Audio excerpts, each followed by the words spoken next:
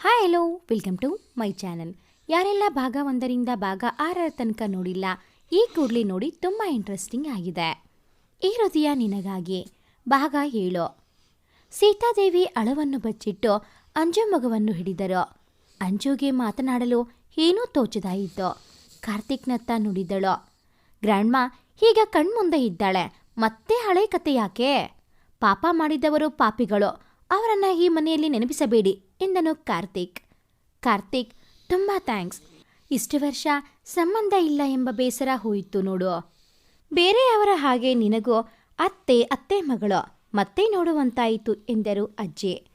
ಅಂಜುಳ ಜೊತೆ ಕುಶಲೋಪರಿ ಮಾತುಕತೆ ನಡೆಯಿತು. ಅವಳ ಮುಗ್ಧ ಮಾತು, ಕಪಟ ಇಲ್ಲದ ನಗು ನೋಡುತ್ತಾ ಕುಳಿತ ಕಾರ್ತಿಕ್ ಯಾವುದೋ ಲೋಕದಲ್ಲಿ ಕಳೆದು ಹೋದ. ಊಟ ಮುಗಿಸಿ ನಂತರ ಕಾರ್ತಿಕ್ ಮನೆ ಹೋಗಬೇಕು ಎಂದಳು. ಟಿವಿ ನೋಡುತ್ತಾ ಕುಳಿತವನ ಜೊತೆ ಹೇಳಿದ್ದಳು. ಅವಳ ಮಾತಿಗೆ ಹೋಗು ಎಂದ. ಅಂಜು ಅವನ ಮಾತಿಗೆ ಕೋಪಗೊಂಡು ಅವನ ಕೈಯಲ್ಲಿದ್ದ ರಿಮೋಟ್ ಕಿತ್ತುಕೊಂಡಳು. ಮನೆಗೆ ಹೋಗುವವಳಿಗೆ ರಿಮೋಟ್ ಯಾಕೆ?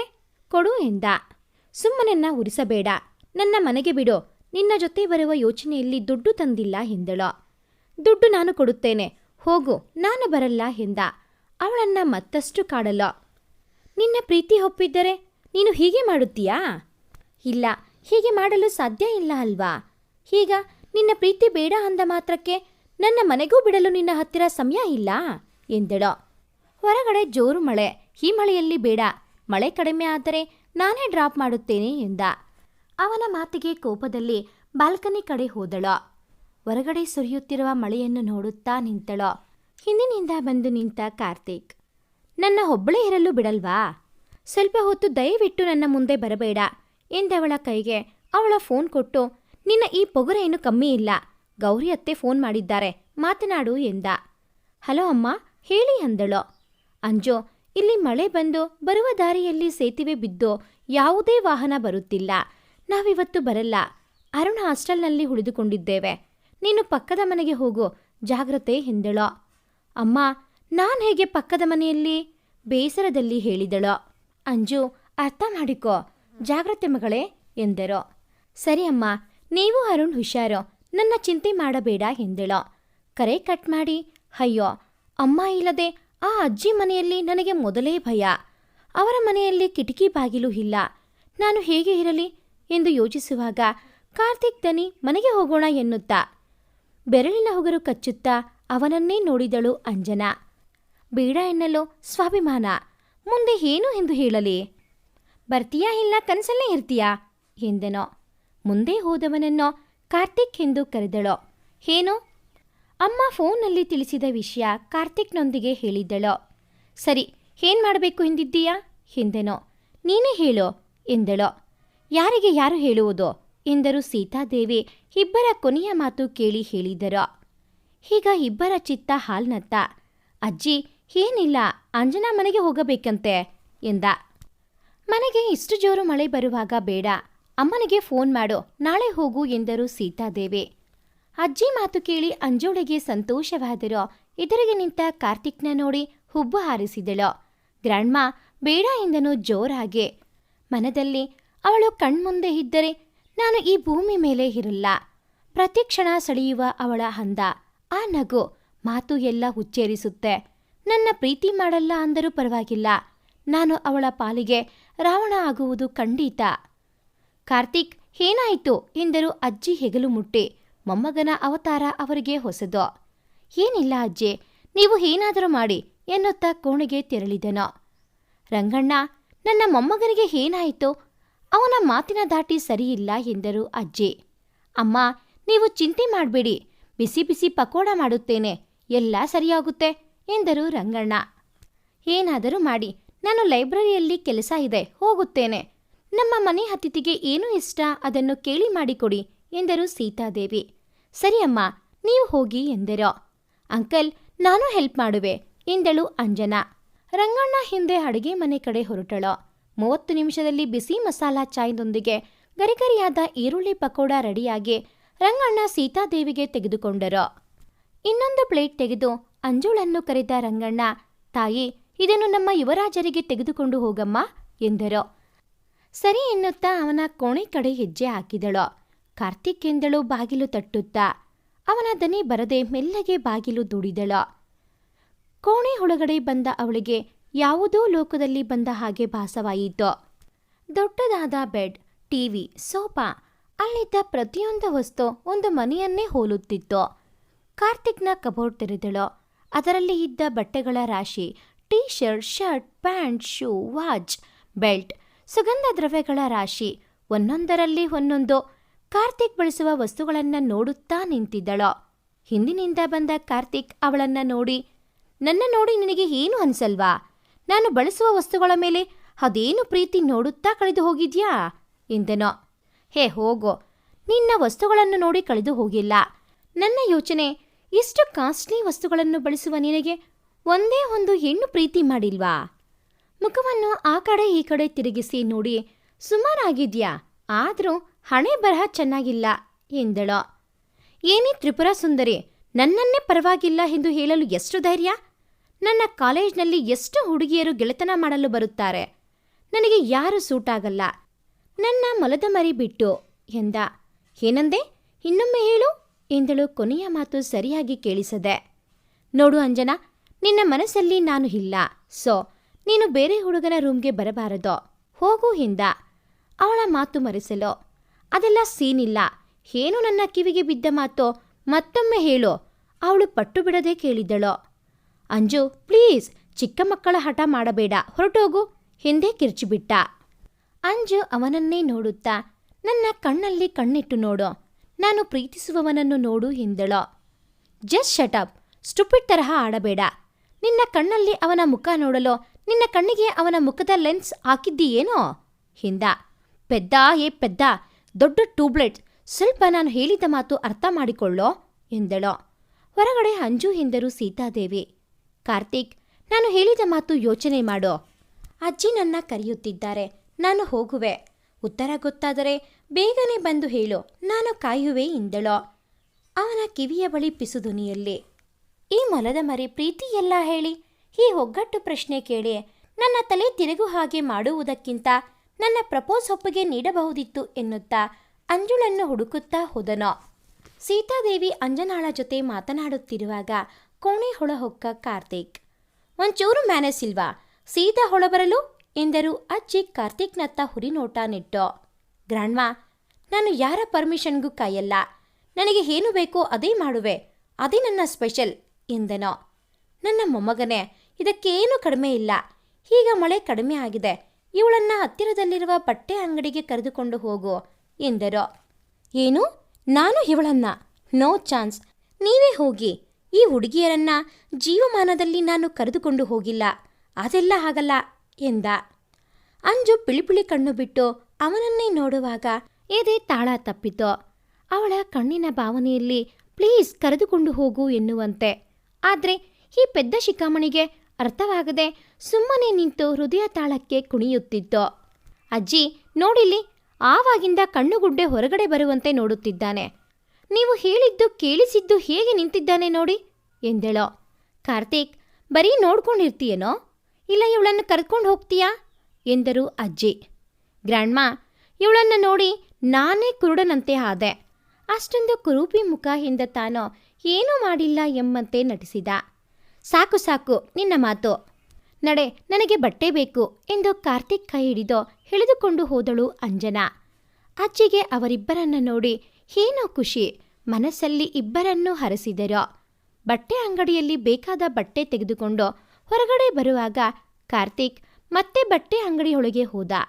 ಅಂಜು ಮುಂದೆ ನಡೆದು ರಸ್ತೆ ದಾಟಬೇಕು ಎನ್ನುವಾಗಲೇ ಮುಂದೆ ರಾಹುಲ್ ನಿಂತು ದುರುಗುಟ್ಟಿ ನೋಡುತ್ತಿದ್ದನು. ಅದನ್ನು ಕಂಡು ನೋಡದಂತೆ ಅವನ ಪಕ್ಕದಲ್ಲೇ ಹಾದು ಹೋದಳು. ಶ್ರೀಮಂತ ಹುಡುಗ ಸಿಕ್ಕರೆ ಚೆನ್ನಾಗಿ ಸುತ್ತು ಬರಲು ಆಗುತ್ತೆ. ಮೊದಲೇ ಗೊತ್ತಿದ್ದರೆ ನಾವು ಗೋವಾಕ್ಕೆ ಹೋಗಿ ಸುತ್ತು ಬರಬಹುದಿತ್ತು ಎಂದನು ವ್ಯಂಗ್ಯವಾಗಿ. ಅವಳಿಗೆ ಕೇಳಿಸುವಂತೆ ಹೇಳಿದನು. ಆ ಮಾತು ಕೇಳಿಸಿ ಹಿಂದೆ ತಿರುಗದೆ ಕಣ್ಣೀರು ಸುರಿಸುತ್ತಾ ಬೇಗ ಬೇಗನೆ ನಡೆದಳು ಅಂಜು.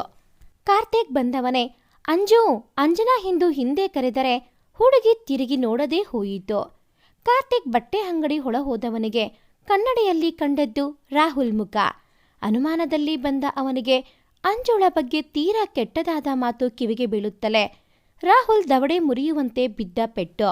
ರಾಹುಲ್ ಎದ್ದು ಸುಧಾರಿಸುವ ಮುನ್ನ ಮತ್ತೊಂದು ಬಿತ್ತು. ಅವಳನ್ನು ನಾನು ಪ್ರೀತಿ ಮಾಡೋದು ನಾನು ದುಡ್ಡಿನಿಂದ ಅಥವಾ ಅವಳನ್ನ ಅನುಭವಿಸಿ ಬಿಟ್ಟು ಬಿಡಲು ಪ್ರೀತಿ ಮಾಡಿಲ್ಲ.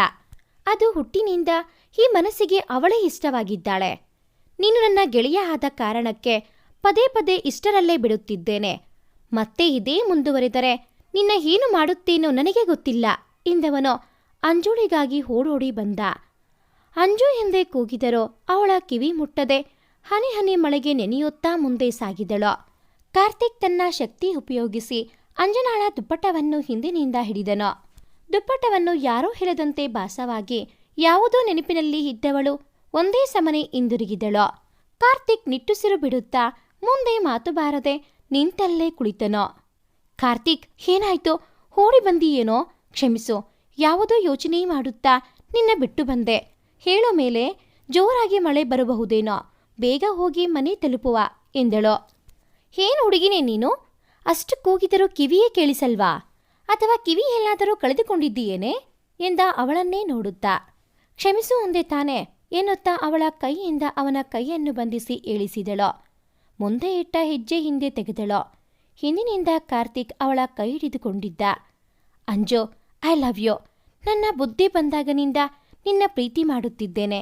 ಮತ್ತೆ ಕೌಟುಂಬಿಕ ಸಮಸ್ಯೆಯಿಂದ ಬೇರೆ ಆದೆವು. ಈಗ ಮತ್ತೆ ಒಂದಾಗಿದ್ದು ಈ ಪ್ರೀತಿಯನ್ನು ನಿನ್ನ ಜೊತೆ ಹೇಳಲು ಇರಬೇಕು. ನಿನ್ನ ಮನಸ್ಸಿನಲ್ಲೂ ನಾನು ಇದ್ದೇನೆ, ಅದು ನಿನಗೂ ಗೊತ್ತು. ರಾಹುಲ್ ಮಾತು ನಿನಗೆ ಇಂಪಾರ್ಟೆಂಟ್ ಆಗಿ ನನ್ನೇ ಮರೆತು ಬಂದೆ. ಹೇಳು, ಕೊನೆ ಬಾರಿ ಕೇಳುತ್ತಿದ್ದೇನೆ, ನಿನಗೆ ನನ್ನ ಪ್ರೀತಿ ಒಪ್ಪಿಗೆ ಇದೆ ತಾನೇ ಎಂದ. ನನ್ನ ಪ್ರೀತಿ ನಿನಗೆ ಎಷ್ಟು ಸರಿ ಹೇಳಲಿ? ನೀನು ಪೆದ್ದ. ನಿನ್ನ ಪ್ರೀತಿ ಮಾಡಿದ್ದು ನಿನ್ನ ಶ್ರೀಮಂತಿಕೆ ನೋಡಿ ಅಲ್ಲ. ಅದು ಹೇಗೆ ಶುರುವಾಯಿತು ಎಂದೋ ನನಗೂ ಗೊತ್ತಿಲ್ಲ. ರಾಹುಲ್ ಹೇಳಿದ್ದು ಈಗ ತಪ್ಪಾಗಿ ಕಂಡರೋ ಮುಂದೆ ಬೇರೆಯವರು ಹೇಳಲ್ಲ ಅಂತ ಏನು ಗ್ಯಾರಂಟಿ? ಅವನ ಮಾತು ಕೇಳಿ ಪ್ರೀತಿ ಮತ್ತು ಹಣದ ನಡುವಿನ ಗೊಂದಲ ಶುರುವಾಗಿದೆ. ಪ್ರೀತಿ ಮಾಡಿದರೋ ಬೇರೆಯವರ ವ್ಯಂಗ್ಯ ಮಾತಿನಿಂದ ನೋವು. ಪ್ರೀತಿ ಮಾಡಿಲ್ಲ ಎಂದರೆ ನನಗೆ ನಾನೇ ಮೋಸ ಮಾಡಿದ ನೋವು. ಹಾಗೆ ಏನು ಮಾಡಬೇಕು ನೀನೇ ಹೇಳು ಎಂದಳು. ಅಂಜೋ, ನನ್ನ ಪ್ರೀತಿ ಒಪ್ಪಿಗೆ ಇದ್ದರೆ ಹೀಗಲೇ ಹೇಳಿಬಿಡು. ಆ ಒಂದು ಪ್ರೀತಿಯ ಮಾತಿಗಾಗಿ ಕಾದು ಕಾದು ಸಾಕಾಯ್ತು. ಮತ್ತೆ ಮಾತು ಮರೆಸಲು ಬಾರೋ ಮನೆಗೆ, ಈ ವಿಷಯ ಇಲ್ಲೇ ಬಿಡು ಎನ್ನುತ್ತಾ ಮುಂದೆ ಸಾಗಿದಳು. ಮಳೆ ಜೋರಾಗಿ ಬರಲು ಮತ್ತೆ ಹಿಂದಿರುಗಿ ಕಾರ್ತಿಕ್ ಎಂದೇ ಕರೆದಳು. ನಿಂತಲ್ಲೇ ಇದ್ದ ಆತ ಅವಳನ್ನೇ ನೋಡುತ್ತಾ, ಅಂಜು ಪ್ಲೀಸ್ ಒಂದು ಬಾರಿ ಹೇಳು, ಪ್ರೀತಿಗಾಗಿ ಈ ಬಡಪಾಯಿ ಹೃದಯನ ಕೊಲ್ಲಬೇಡ ಎನ್ನುತ್ತಾ ಅವಳ ಮುಂದೆ ಎರಡೂ ಕೈ ಚಾಚಿದನು. ಅಂಜನಾ ತನ್ನ ಮನಸ್ಸಲ್ಲಿ ಕಾರ್ತಿಕ್ನ ಆಟ ಆಡಿಸಬೇಕು. ಪ್ರೀತಿಗಾಗಿ ಅವನ ಒದ್ದಾಟ ನೋಡಿ ಅವನ ಮೇಲೆ ಮತ್ತಷ್ಟು ಪ್ರೀತಿ ಅವಳಿಗೆ ಆಗಿತ್ತು. ಆದರೆ ಈಗ ಎದುರಿಗೆ ಇದ್ದ ಅವನ ಮುಖ ಎಲ್ಲ ಕಳೆದುಕೊಂಡು ನಿರಾಸೆ ಭಾವನೆಯಿಂದ ಕೂಡಿತ್ತು. ತಾನು ತಪ್ಪು ಮಾಡುತ್ತಿದ್ದೀನಿ ಎಂಬ ಅರಿವು ಆಕೆಗೆ. ಒಂದೇ ಓಟದಲ್ಲಿ ಕಾರ್ತಿಕ್ನ ಕೈಗಳಲ್ಲಿ ಬಂದಿಯಾದಳು. ಅಂಜು, ನಿನ್ನ ಬಿಟ್ಟು ಬದುಕುವ ಯೋಚನೆ ನನಗಿಲ್ಲ. ನಿನ್ನ ಮನಸಾರೆ ಇಷ್ಟಪಡುತ್ತಿದ್ದೇನೆ. ಐ ಲವ್ ಯು ಮೊಲದ ಮರಿ ಎಂದನು. ಅಂಜನಾ ಕಣ್ಣಲ್ಲಿ ನೀರು ತುಂಬಿಕೊಂಡು ನಿನಗೋಸ್ಕರ ಕಾದೆ. ಮೊದಲ ಬಾರಿ ನೀನು ಎದುರಿಗೆ ಬಂದಾಗ ಏನೋ ಭಯ, ಕೈಕಾಲು ಬಲ ಇಲ್ಲದಂತೆ ಇರುವುದು. ನೀನು ನನ್ನ ಪ್ರೀತಿ ಮಾಡುವುದು ಹೇಳಿದಾಗ ಕುಣಿದಾಡಿಬಿಟ್ಟೆ. ನಿನ್ನ ತುಂಬ ಆಟ ಆಡಿಸಿಬಿಟ್ಟೆ, ಕ್ಷಮಿಸು ಎಂದಳು. ಮತ್ತೆ ಹೇಳು, ನನ್ನ ಪ್ರೀತಿಗೆ ಒಪ್ಪಿಗೆ ಎಂದ. ಬೊಗಸೆ ಹಿಡಿದ ಮುಖಕ್ಕೆ ಮುತ್ತನಿಟ್ಟಳು. ಅವಳ ಆ ಮುದ್ದಿಗೆ ಬಟ್ಟಲು ಕಂಗಳ ಚಿಲುವ ಪರಿಪರಿಯಾಗಿ ಸೋತು ಬಿಟ್ಟ. I love you too Karthik. ಈ ಜೀವ ಇರುವರಿಗೋ ನನ್ನ ಪ್ರೀತಿಗೆ ನೀನೊಬ್ಬನೇ ರಾಜ. ಈ ಪ್ರೀತಿಯ ಅರಮನೆಯಲ್ಲಿ ಯಾವ ಮಂತ್ರಿ ಸೈನಿಕನಿಗೂ ಪ್ರವೇಶವಿಲ್ಲ ಎಂದಳು. ನಡುರಸ್ತೆ, ಜನಸಂದಣಿ ಇಲ್ಲ. ಜೋರಾಗಿ ಬರುವ ಗಾಳಿ ಮಳೆಗೆ ಜನರೆಲ್ಲ ಮನೆ ಸೇರಿದ್ದರು. ಆದರೆ ಈ ಪ್ರೀತಿಯ ಜೋಡಿಗೆ ಯಾವುದರ ಭಯವಿಲ್ಲದೆ ಪ್ರೀತಿಯ ಅಪ್ಪಗೆಯ ಬಿಸಿಯಲ್ಲಿ ಬಂದಿಯಾಗಿದ್ದರು. ಇಬ್ಬರೂ ಸ್ವಲ್ಪ ಸಮಯದಲ್ಲಿ ಮನೆ ಸೇರಿದರು. ಮಳೆಯಲ್ಲಿ ಪೂರ್ತಿ ಒದ್ದೆಯಾಗಿ ಅದರ ಜೊತೆ ತಂದ ಹೊಸ ಬಟ್ಟೆಯೂ ಒದ್ದೆಯಾಗಿತ್ತು. ಕಾರ್ತಿಕ್, ಇದೇನು ಎಲ್ಲ ಒದ್ದೆಯಾಗಿ? ಇಬ್ಬರನ್ನು ನೋಡಿ ಸೀತಾದೇವಿ ಕೇಳಿದರು. ಇಬ್ಬರೂ ತಲೆ ತಗ್ಗಿಸಿದರು. ಏನೆಂದೂ ಉತ್ತರ ಕೊಡದೆ, ಏನೂ ಮಾತನಾಡದೆ ನಿಂತ ಇಬ್ಬರನ್ನೂ ಕಂಡು, ಅಜ್ಜಿ ಸರಿ ಸರಿ, ಬೇಗ ಹೋಗಿ ಬಟ್ಟೆ ಬದಲಾಯಿಸಿ ಬನ್ನಿ ಎಂದರು. ಹೋದವಳು ಮತ್ತೆ ಅಜ್ಜಿ ಎದುರಿಗೆ ನಿಂತಳು. ಅಜ್ಜಿ, ತಂದ ಹೊಸ ಬಟ್ಟೆ ಕೂಡ ಒದ್ದೆಯಾಗಿದೆ ಎಂದಳು. ನನ್ನ ಕೋಣೆಗೆ ಬಾ ಎಂದರು. ಕಾರ್ತಿಕ್ ಮಹಡಿಯಿಂದ ಕೆಳಗೆ ಬಂದವನಿಗೆ ಅಜ್ಜಿ ಹಾಲ್ನಲ್ಲಿ ರಂಗಣ್ಣ ಜೊತೆ ಮಾತುಕತೆಯಲ್ಲಿ ಇರುವುದು ಕಾಣಿಸಿತು. ಅಡುಗೆ ಮನೆ ಕಡೆ ಬಂದವನಿಗೆ ಸೀರೆಯಲ್ಲಿ ಇದ್ದ ಹೆಂಗಸು ಬೆನ್ನು ಹಾಕಿ ನಿಂತದ್ದನ್ನು ಕಂಡು ಅಜ್ಜಿ ಬಳಿ ಬಂದವನು, ಗ್ರ್ಯಾಂಡ್ಮಾ, ಅಂಜನಾ ಎಲ್ಲಿ ಕಾಣಿಸುತ್ತಿಲ್ಲ ಎಂದನು. ಅವರು ಅವನ ಮಾತನ್ನು ಕಿವಿಗೆ ಹಾಕಿಕೊಳ್ಳದೆ ಅವರ ಪಾಡಿಗೆ ಇದ್ದರು. ರಂಗ ಅಂಕಲ್, ಅಡುಗೆ ಕೋಣೆಯಲ್ಲಿ ಯಾರು? ಅದು ಹೆಂಗಸು. ಹೊಸಬರು ಯಾರಾದರೂ ಬಂದಿದ್ದಾರಾ ಎಂದನು. ಹೌದು, ಈ ಮನೆಗೆ ಹೊಸ ಮನೆ ಮಗಳು ಬಂದಿದ್ದಾಳೆ. ಅವಳನ್ನು ನೋಡುತ್ತಿದ್ದರೆ ಈ ಮನೆಯ ಗೃಹಲಕ್ಷ್ಮಿಯಾಗಿ ಇರಬೇಕೆಂದು ನನ್ನ ಆಸೆ ಎಂದರು. ರಂಗಣ್ಣ, ಎಂಥ ಮುತ್ತಿನ ಮಾತು! ನಿಮ್ಮ ಬಾಯಿಗೆ ಮೊಸರಿಗೆ ಸಕ್ಕರೆ ಬೆರೆಸಿ ಕೊಡಬೇಕು ಎಂದರು ಸೀತಾದೇವಿ. ನೋಡಿ, ನಿಮ್ಮ ಮಾತು ಎಲ್ಲಿಂದ ಎಲ್ಲಿಗೆ ಹೋಗುತ್ತಿದೆ. ಸಂಬಂಧದ ಮೇಲೆ ನನಗೆ ನಂಬಿಕೆ ಇಲ್ಲ. ನಿಮಗೆ ಬೇಕಾದರೆ ನೀವೇ ಏನಾದರೂ ಮಾಡಿ, ಮತ್ತೆ ನನ್ನ ತರಬೇಡಿ ಎಂದೆನೋ. ಅಜ್ಜಿ ಹಾಗೂ ರಂಗಣ್ಣ ಮುಖ ನೋಡಿಕೊಂಡರು. ಅಷ್ಟರಲ್ಲಿ ಅಜ್ಜಿ, ಊಟಕ್ಕೆ ರೆಡಿ ಬನ್ನಿ ಎಂದಳು ಅಂಜನಾ. ಕಾರ್ತಿಕ್ ಅವಳನ್ನು ನೋಡುತ್ತಾ ಕಳೆದು ಹೋದನು. ಸಂಬಂಧಕ್ಕೆ ಬೆಲೆನೇ ಕೊಡದ ಕಾರ್ತಿಕ್ನನ್ನು ಅಂಜನಾ ಬದಲಾಯಿಸುತ್ತಾಳಾ? ಇವರ ಪ್ರೀತಿಗೆ ಎರಡೂ ಮನೆಯಲ್ಲಿ ಒಪ್ಪಿಗೆ ಸಿಗುತ್ತಾ? ಗೌರಿಯವರು ಇವರ ಮದುವೆಗೆ ಒಪ್ಪುತ್ತಾರಾ? ಮುಂದೆ ಏನಾಗಲಿದೆ? ಕಾಯ್ದು ನಿರೀಕ್ಷಿಸಿ. ಭಾಗ 8 ಮುಂದುವರಿಯುತ್ತದೆ.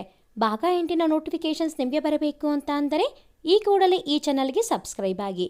ಹಾಗೆಯೇ ಈ ಒಂದು ವಿಡಿಯೋ ಇಷ್ಟ ಆಗಿದ್ದಲ್ಲಿ ಪ್ಲೀಸ್ ಲೈಕ್ ಮಾಡಿ, ಶೇರ್ ಮಾಡಿ, ಹಾಗೆಯೇ ಕಾಮೆಂಟ್ ಮಾಡೋದನ್ನು ಮರಿಬೇಡಿ.